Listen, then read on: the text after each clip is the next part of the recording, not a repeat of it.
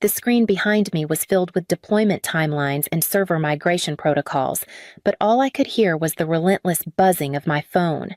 I was mid-sentence walking the executive team through a security rollout when the vibrations intensified 3, 4, 5 in a row. I paused. I never stop a presentation, especially not one this important, but something in my gut twisted. I excused myself with a quick, "Give me one moment," and stepped out.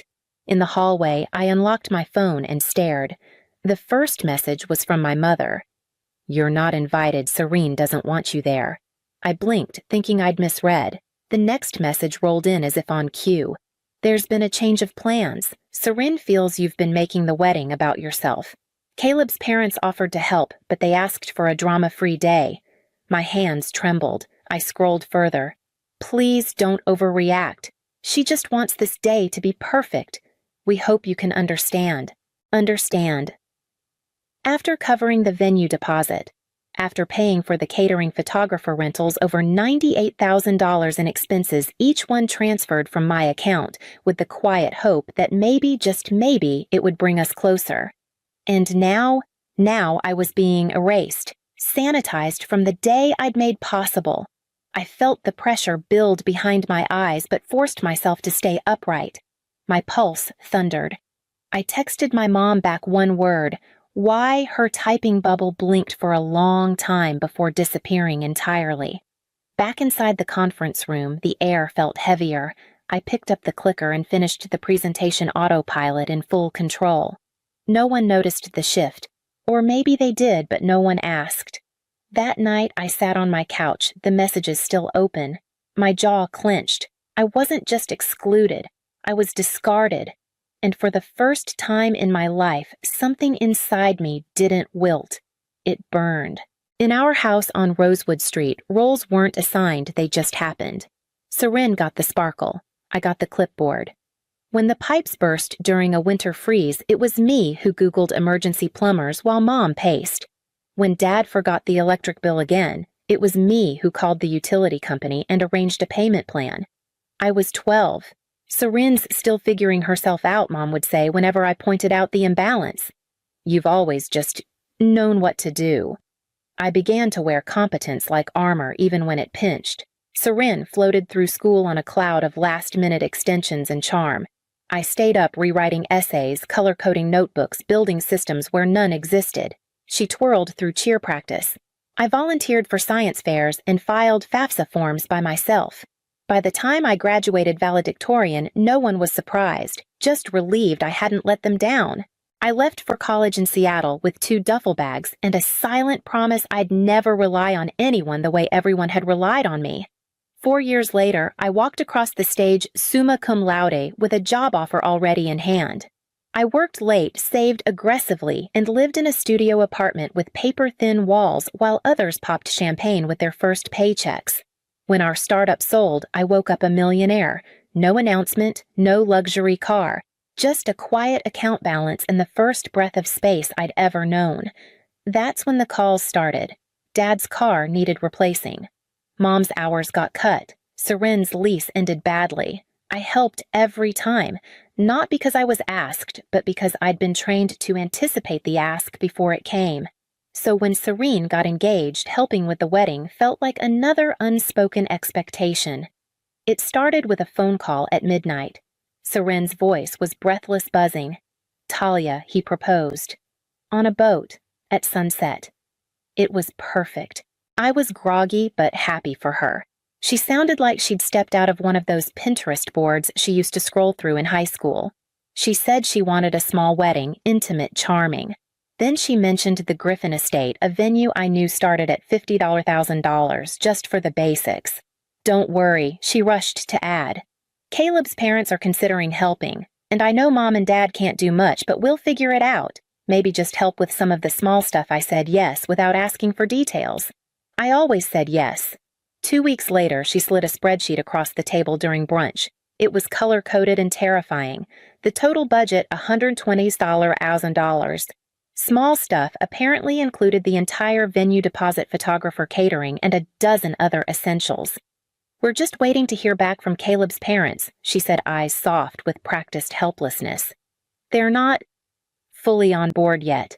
By the time I realized we'll figure it out meant you'll figure it out, I'd already transferred the deposit for the Griffin estate and paid the first invoice for catering.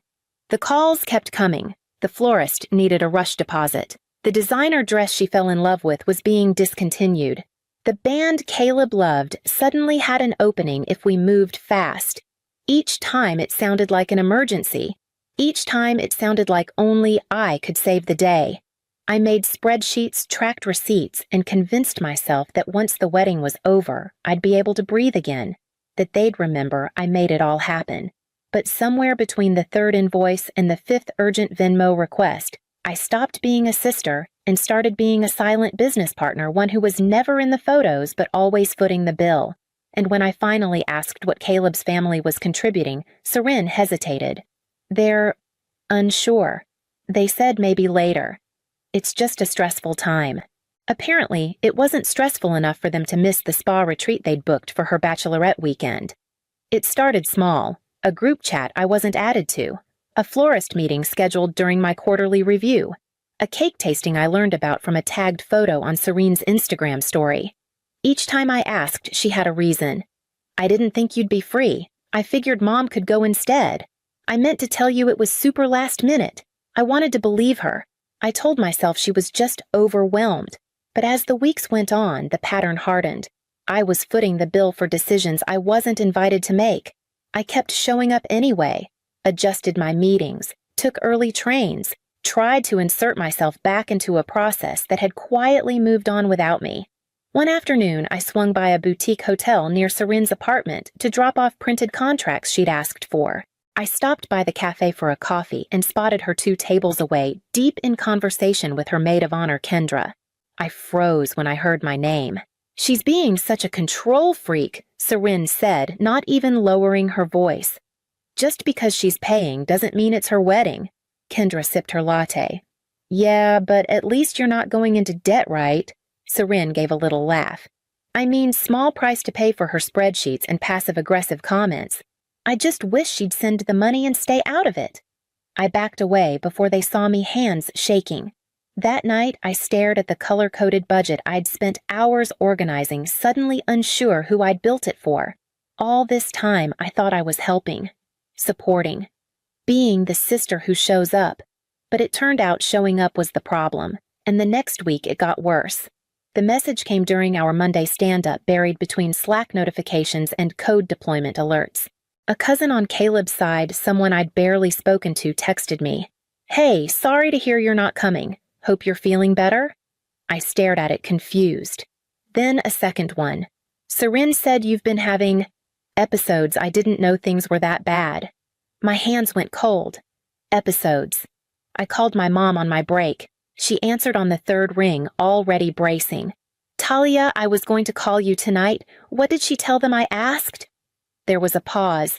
She just said you've been overwhelmed lately. That maybe the stress is affecting your behavior. Overwhelmed, is that what we're calling it now? I said, my voice flat. So instead of admitting I've paid for 90% of her wedding while being ignored and insulted, she told Caleb's family, I'm mentally unstable. She didn't mean it like that. She's under so much pressure.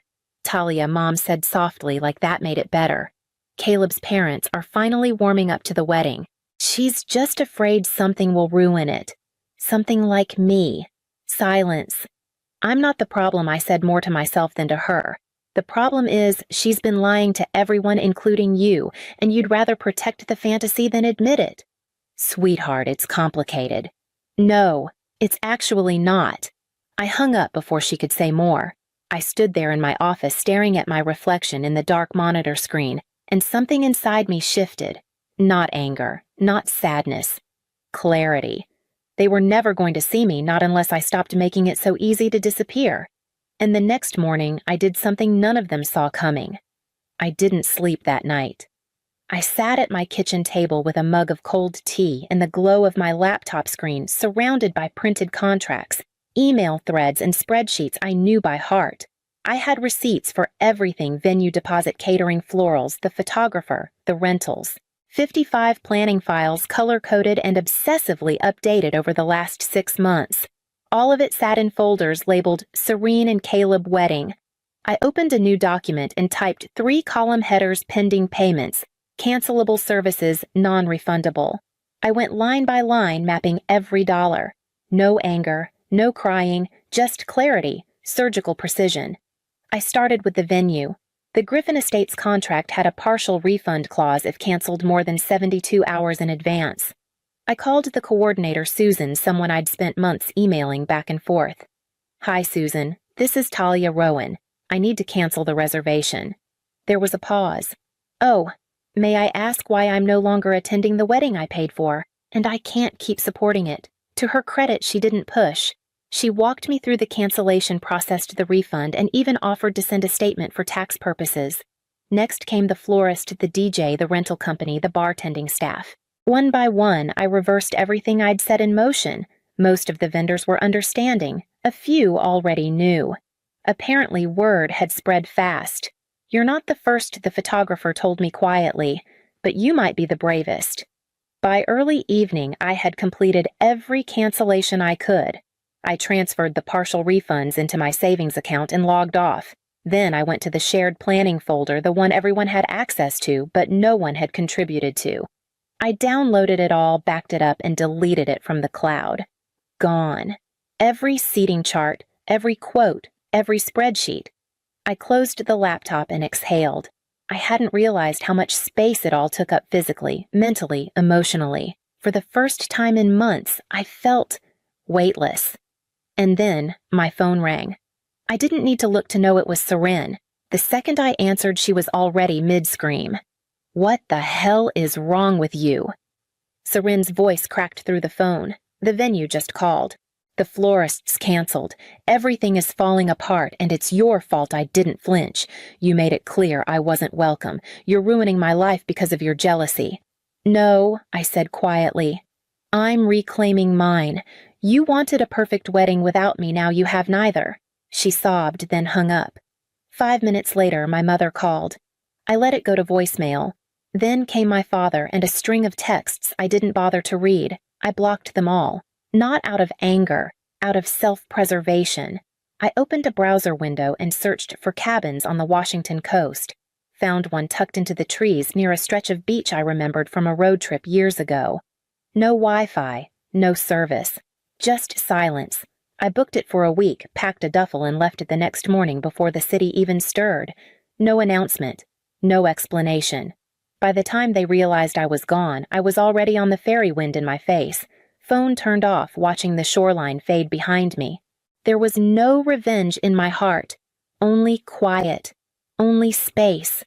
And as the boat drifted toward the peninsula, I felt something uncoil in my chest, a loosening that had taken years to begin. The cabin was smaller than I expected. 1 room, a wood stove, and a battered kitchen table that became my sanctuary. I left my laptop at home. My phone stayed off. The silence wasn't empty. It was a kind of presence I hadn't felt in years. Each morning, I hiked through damp trails that smelled of pine and moss. By the second day, I brought a journal with me. Not the kind I'd kept for work or planning, but blank, unlined pages where I wrote everything I had never said out loud. I wrote about the birthday Serene skipped, the nights I stayed up fixing Dad's taxes, the Christmas I paid for everyone's gifts and no one noticed, the feeling of being useful but never cherished, of being counted on but never counted in. By the 5th day, I found a waterfall tucked at the end of a narrow path. I sat nearby and tore each journal page into strips, letting them fall into the current one by one. It felt childish and sacred. When I left the peninsula, the pain came with me. But it was different. Sharper in shape, but mine now on my terms. I booked a therapist before I unpacked. Dr. Kessler didn't ask for backstory right away. She asked who I was when I wasn't fixing things for other people. It was the first question that made me cry. We started slow. Patterns, boundaries, family myths. I showed up every week. I stopped justifying what I felt, stopped explaining who I was. The grief didn't go away, but it stopped controlling the room. And when the holidays came, I didn't go back to Eugene. I made other plans, my own. Spring came quietly. No big revelations, just small choices that added up. I changed my email signature. I unsubscribed from the group text. I stopped answering questions that began with, "Can you just..." I rerouted the energy I used to spend managing other people's crises, a coding scholarship for girls in rural schools, a monthly donation to a reforestation project in the Olympic Peninsula, the same woods that helped me breathe again. It felt good to give without being expected to. My therapist called it emotional repurposing. She said I'd spent so long being the family's emergency contact that I'd forgotten how to belong to myself. I spent Thanksgiving with coworkers who cooked from YouTube tutorials and laughed at their own burnt pies. On Christmas morning, I drank coffee in a house filled with friends who passed around board games instead of expectations. In session, we mapped out my family roles. Emotional outsourcing, Dr. Kessler explained. They made you the container. They poured their stress into you and called it closeness. I nodded, already knowing it was true. I just hadn't had words for it. We talked about guilt, too. How my parents had raised me to feel responsible for everyone's comfort. How Serene's fragility had become the axis around which our family rotated. But now I was choosing a new orbit, one that didn't require me to shrink. I stopped keeping tabs. I stopped reading between the lines of half-hearted texts. I let the silence stretch. And then, one afternoon in January, a pale blue envelope arrived in my mailbox. No return address. Just my name, written in handwriting I hadn't seen since we were kids.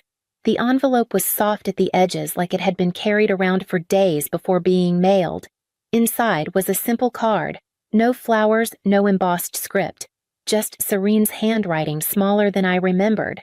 "I owe you an apology. Can we talk? No excuses. No explanations. Just those words."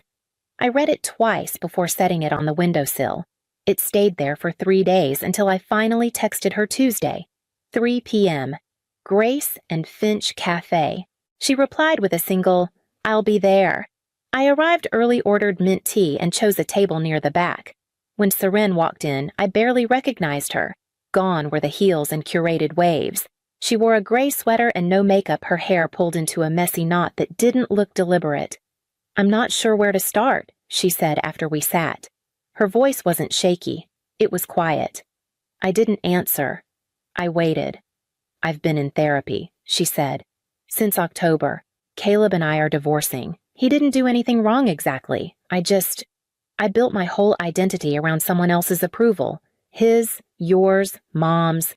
I kept listening. I told lies," she said. "Big ones. About you. About your mental health. I was afraid his family wouldn't accept me, so I gave them a version of reality where I wasn't the problem. And I let you carry the cost for it. Financially, emotionally, everything. I didn't feel anger. Not anymore. Just something like ache softened by time. I'm not asking you to forgive me," she continued. "I just want you to know I see it now. All of it." We sat for a long time after that. We didn't hug. We didn't talk about the future. But when she asked if I wanted to see the program she was applying to an early education certificate, I nodded. We weren't sisters again, not yet. But we weren't strangers either. And that somehow was enough to begin. It's quiet now, but not empty. The dining table I built from reclaimed wood has 6 mismatched chairs, each one filled tonight. Friends pass dishes, tell stories, refill each other's glasses. No one asks what I brought to deserve my seat. They just make space. Across the room, Brian catches my eye and smiles. It's not the kind that asks for anything, just recognition. We met months ago at a tech meetup I almost didn't attend. He'd asked what I did outside of work, and I didn't know how to answer. Now I do. I host, I mentor, I write, I live. After everyone leaves, I wash the dishes in warm water and soft light. On the shelf above the sink sits a small folded card. Cream paper, ink slightly smudged. I found it tucked inside a thank you note from a scholarship recipient last month. "You were never the backup plan. You were the blueprint." I run my finger across the words, let them settle. For years, I gave my place at the table away and called it love. Now, I build my own. And every seat here was made with care, not apology.